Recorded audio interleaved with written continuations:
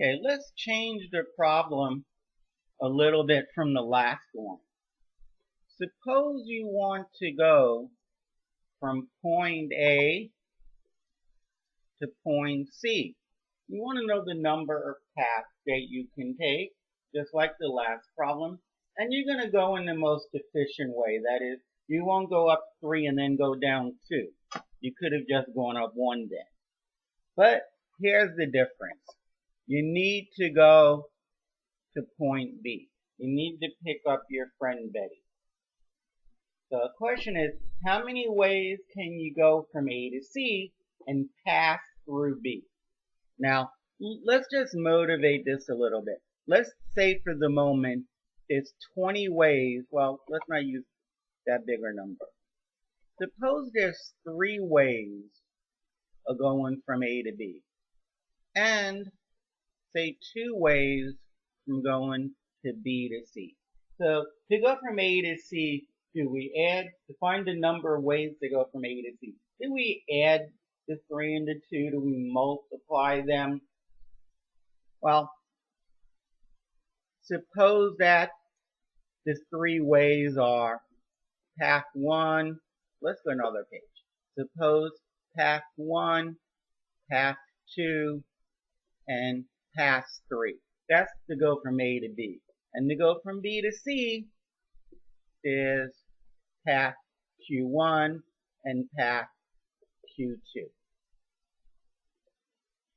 So you can go path 1, you can take path 1, and then once you get to B, take Q1, the path Q1 to C, or you can go P1, take P1 to point B, and then from point B, take path Q2 to C.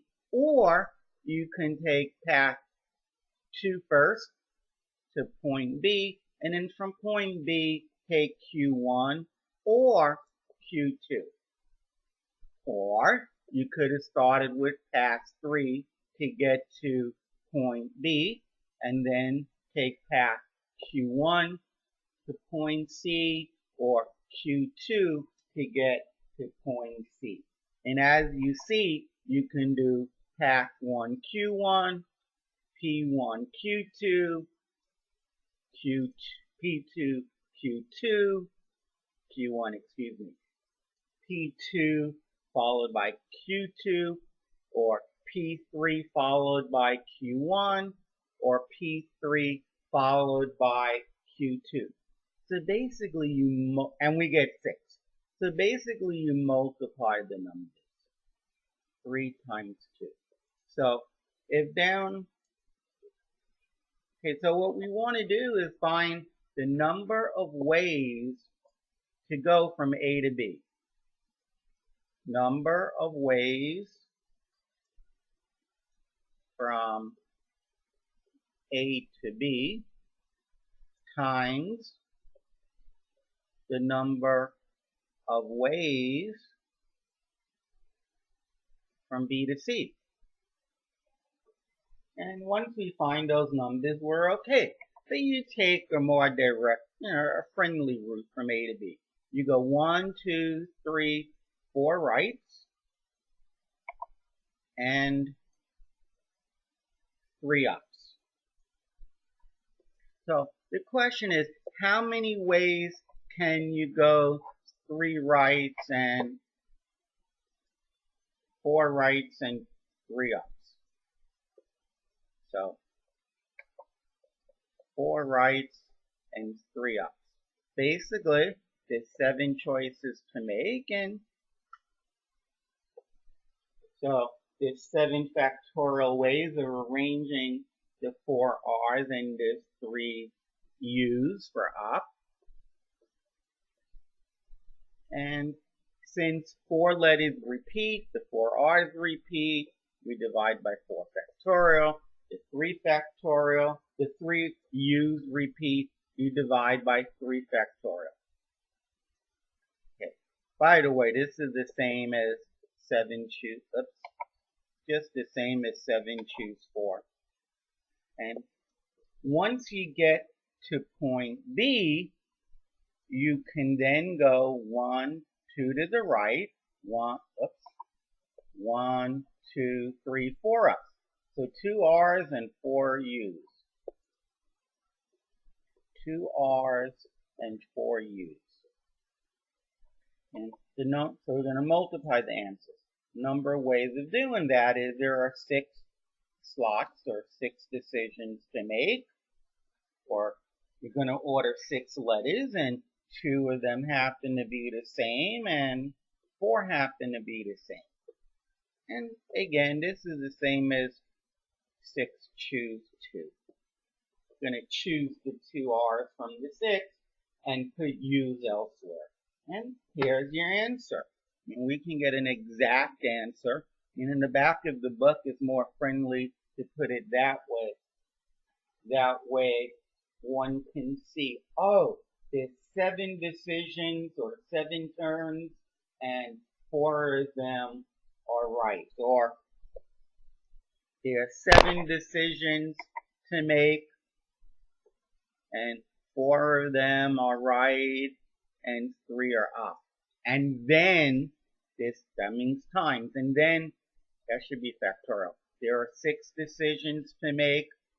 2 of them are the same. They're R's. 6 letters to write, and 2 of them are the same. They're R's, and 4 are the same. They're U's. I definitely would rather see in the back of the book or in a solution guide or on an exam, the answer looks like this. That way one can see where you made your mistake. In any case, I rather clean this one up. This is 7 times 6 times 5 times 4 factorial, and the 4 factorials cancel out. And this 3 factorial, is 6. I'm going to cancel with 6. So it looks like just 7 times 5 survived. I guess I wrote 3 because I was thinking 35.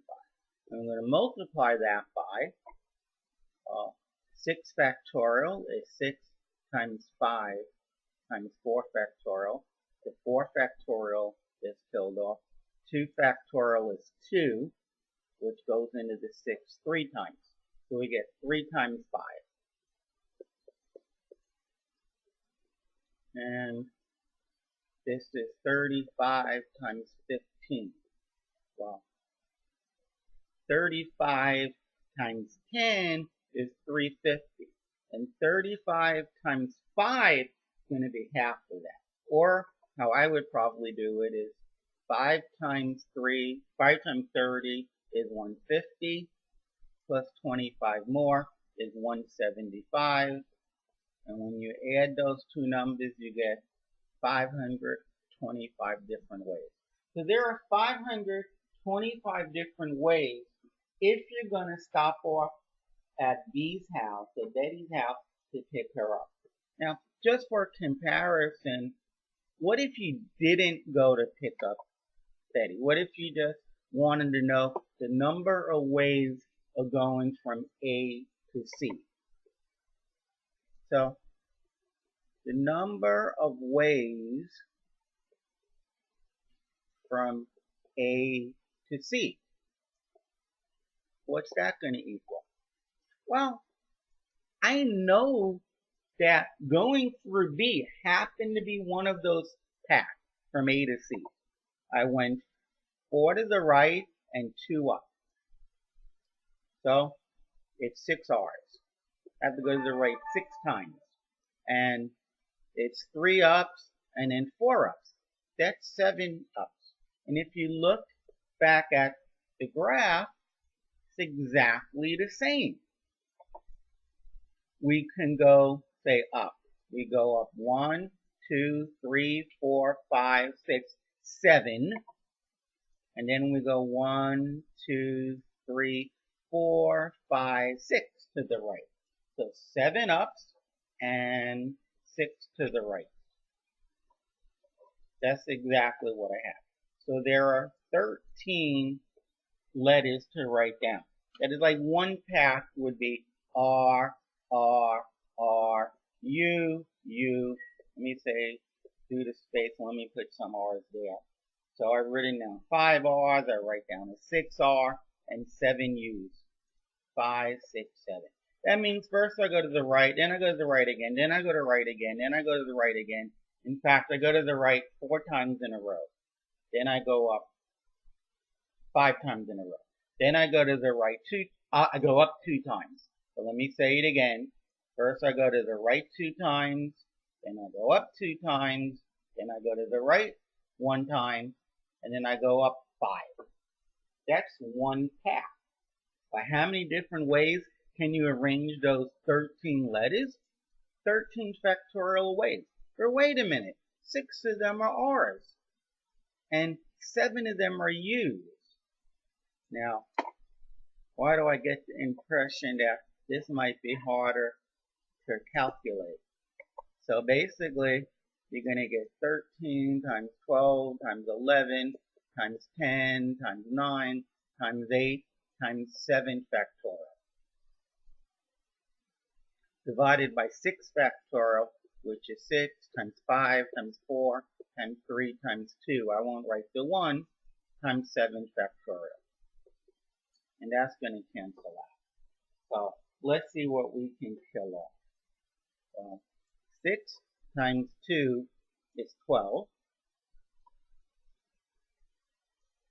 5 goes into 10 2 times. 3 goes into 9 3 times. And 4 goes into 8 2 times. So we're left with what we're left with. 13 times 11 times 2 times 3 times 2. 2 times 3 times 2. That's 12. Interesting. Very interesting. So we get 13 times 12 times 11. And 12 times 13 must be 156. Because 12 times 12 is 144.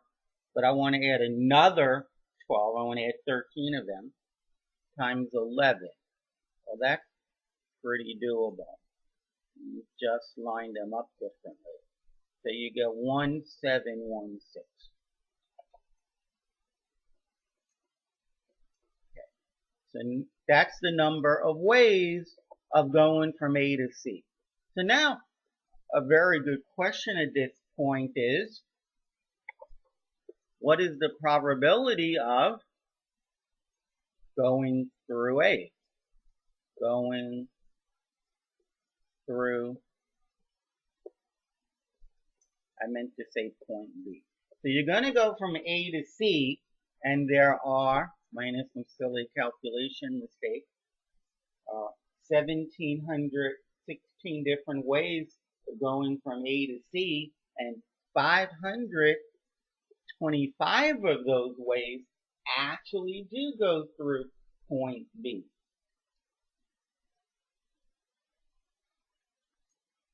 So we got a lot of information from this. 525 different ways to go through point B, 1,716 ways to just go from A to C. Any different way, and the probability of going through B. So a good question would be, if I change point B to a different point, will I always get the same answer? Will I always get 525 different ways? I mean, clearly the bottom's not going to change.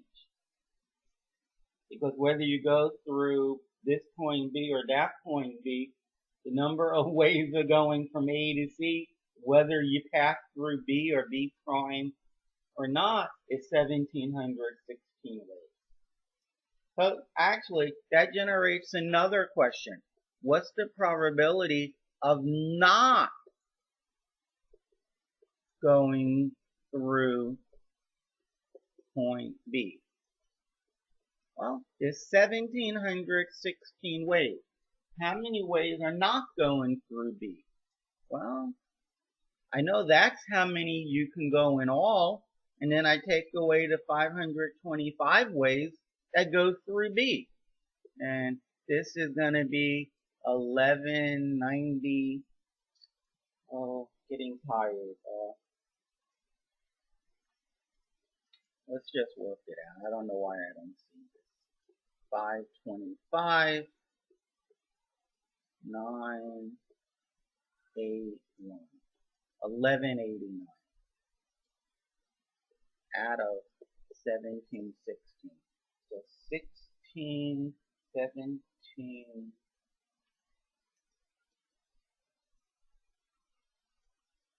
Let's try that subtraction again. I'm so sorry. I do not have to borrow initially. 1, now I borrow 9, 1.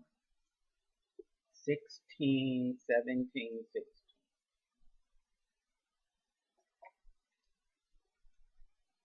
Okay. So it turns out that it's 1191 out of 716. In case you didn't catch that, the probability of not going through B plus the probability of going through B, this must be 1.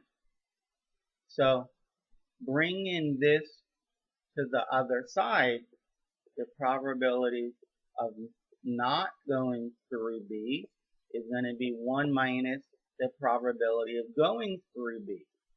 And the probability of going through B was 525 over 1716. But 1 is the same as 7. So I want to get a common denominator. So I'm going to think of 1 as 1716 over 1716.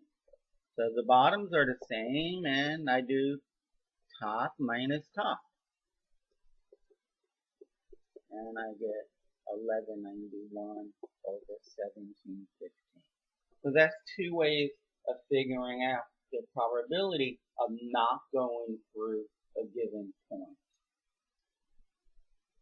That's going to finish this video. Thank you for watching it to the end. If you like math like this, subscribe to my channel. Expect to see much more coming. Or please leave a comment below and tell your classmates and friends and teachers about my YouTube channel. Thank you.